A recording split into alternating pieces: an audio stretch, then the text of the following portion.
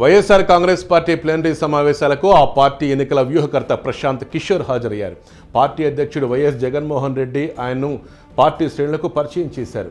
పలు రాష్ట్రాల్లో ప్రభుత్వ ఏర్పాటులో కీలక పాత్ర వహించిన ప్రశాంత్ కిషోర్ను పరిచయం చేస్తూ రాబోయే ఎన్నికల నేపథ్యంలో పార్టీ కోసం ప్రశాంత్ కిషోర్ సహకారం అందించబోతున్నారని తెలిపారు. అందరం కలిసికట్టుగా పార్టీ విజయం కోసం శ్రమిద్దామని పిలుపునిచ్చారు.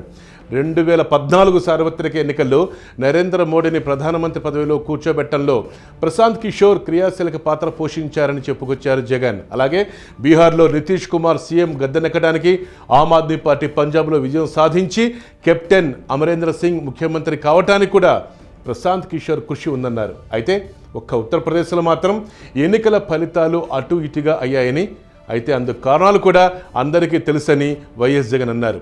ఇప్పుడు ప్రశాంత్ కిషోర్ వైఎస్ఆర్ కాంగ్రెస్ పార్టీతో ఉంటారని కూడా చెప్పుకొచ్చారు జగన్.